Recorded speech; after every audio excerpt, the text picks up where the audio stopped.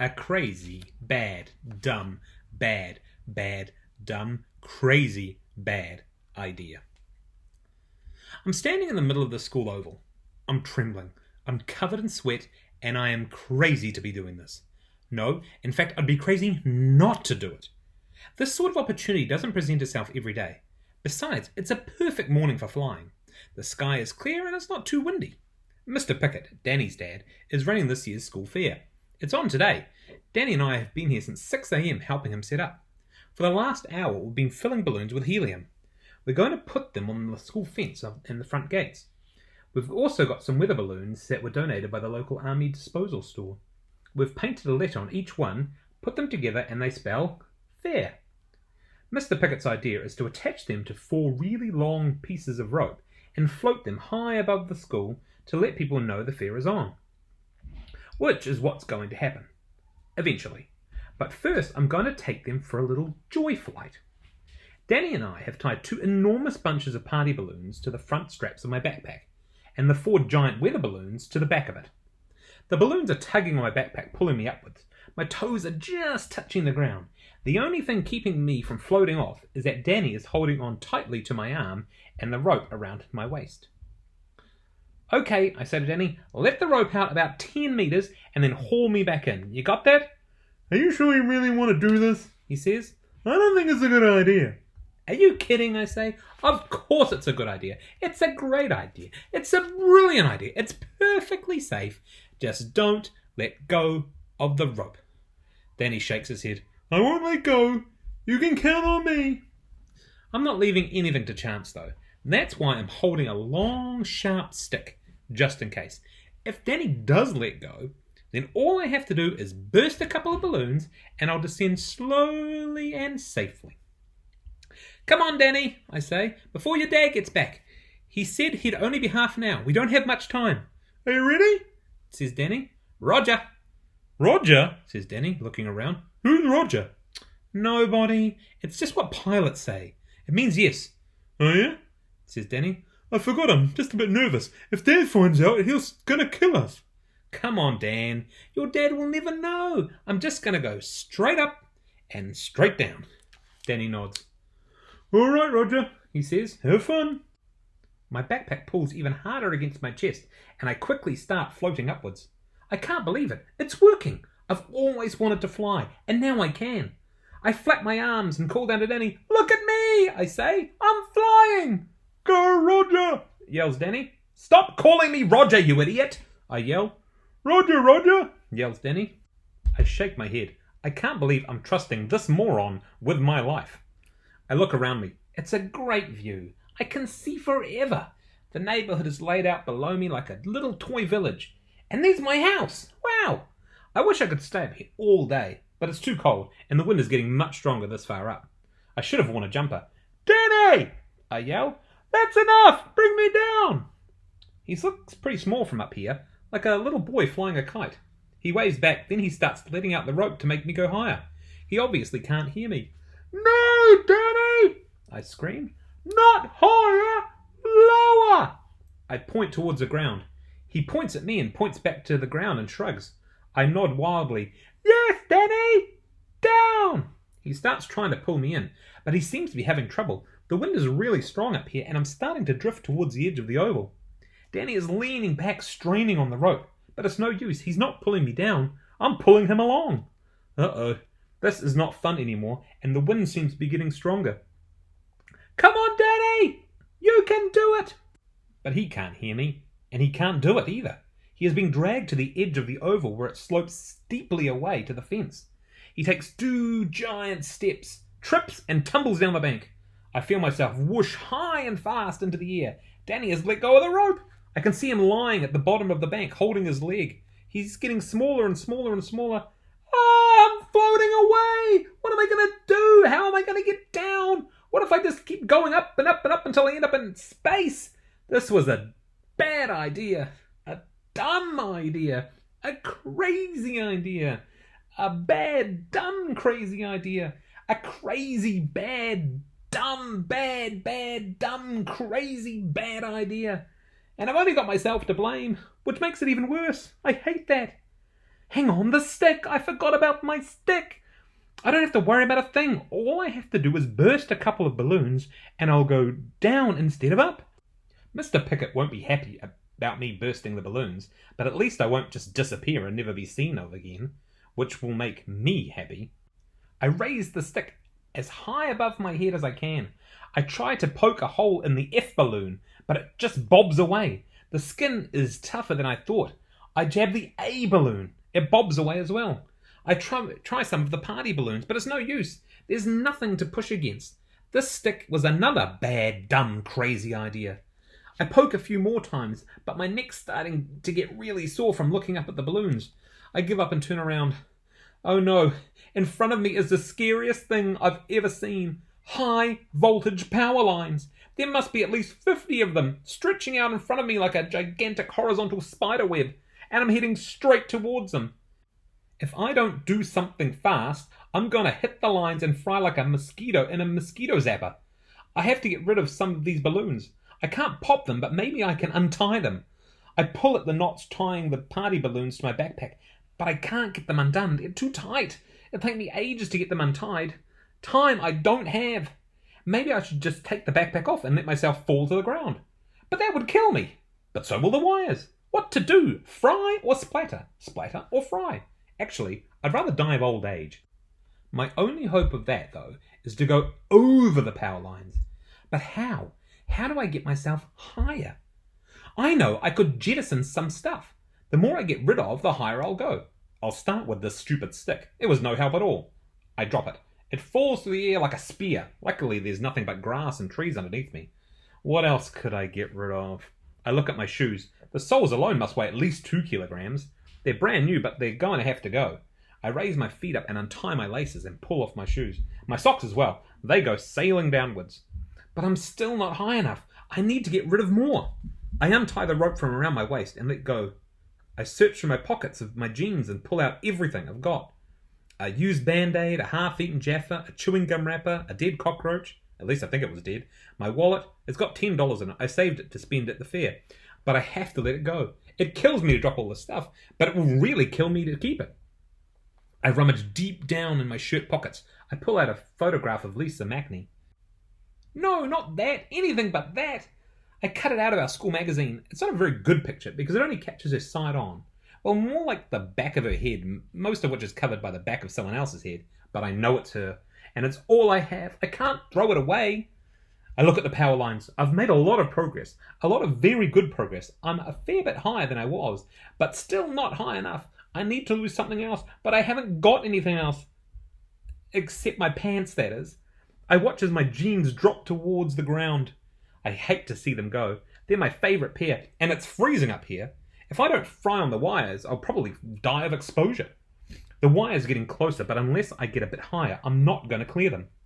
I look at Lisa's photograph in my hand. I'm going to have to let her go. It flutters and spirals away. It's the saddest thing I've ever seen in my life. But also the most fantastic, because it saved my life. Lisa Macney has saved my life.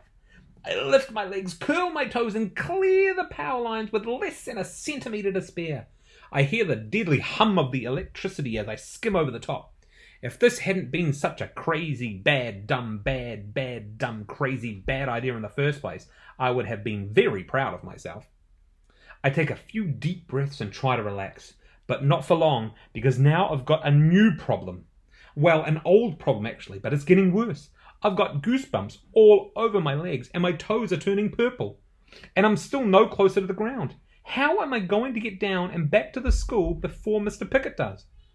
I'm going to have to try and untie the party balloons again. I work away at the knots. It's hard because not only are they tied on very tightly, but my fingers are almost numb with cold. Finally, I loosen the knots and untie the balloons from the shoulder strap of my backpack. There must be at least 200 of them. They fly into the sky above me like it's 5 minutes before the siren of grand final day at the MCG. I begin to drop quite quickly. They were giving me more lift than I realised. For a moment, I'm worried I'm going to keep dropping and not stop. But I level out just a bit above the treetops. That's better. Not perfect, but a lot better. It beats hovering above the high altitude, high voltage lines any day. I'm floating slowly over the roofs of houses. I can see into all the backyards. A dog is going nuts, barking and jumping up at me. It sets of other dogs, and soon there's a chorus of barking and howling. Some kids are pointing and waving at me. I wave back. They run out of their yard and into the streets and begin following me. They are joined by others, and within minutes there's a small crowd of people following me. Not just kids either. There are a few adults as well. One of them is pointing a video camera at me, probably hoping I'll have an accident so he can flog off to one of those funniest home video shows. "Don't watch me!" I yell. "Help me!" "What do you want us to do?" yells a woman. Now that's a very good question. I don't exactly know. They don't teach you how to deal with this situation in school. That's the trouble with school. They don't teach you anything useful. There should be a subject called "What to do if you find yourself floating about 20 meters off the ground with no pants on and 4 large weather balloons attached to your backpack." Or even better, they could deal with this and many other situations by lumping them together under one subject called "Crazy Bad Dumb Crazy Bad Ideas." Now that would be useful. I'm heading towards a long row of pine trees. I can hear buzzing and whining. Oh no, not more power lines. No, it's louder than that. As I float over the top of the pine trees, I see lots of people. They are all looking up, as if they've been waiting for me to appear. But it's not me they're looking at. Well, The air is filled with model aeroplanes. They are all looping and diving around each other. I suddenly realise what this is. It's the local model aeroplane club. They're putting on a display at the school fair today. They must be practicing. People are pointing and laughing at me. "Look out!" I yell. "I'm coming through!" But there's too much noise, and the men flying the planes are too busy twiddling the knobs on their remote control units to even notice me. I float right into the middle of the action. The planes are swooping and diving, whining around me like a pack of killer mosquitoes. But I can't swat them. They're too big for that. And their propellers look way too sharp. I hear a particularly loud whine behind me. I turn my head and see a large biplane with orange wings. Uh-oh, I'm in trouble. Or am I?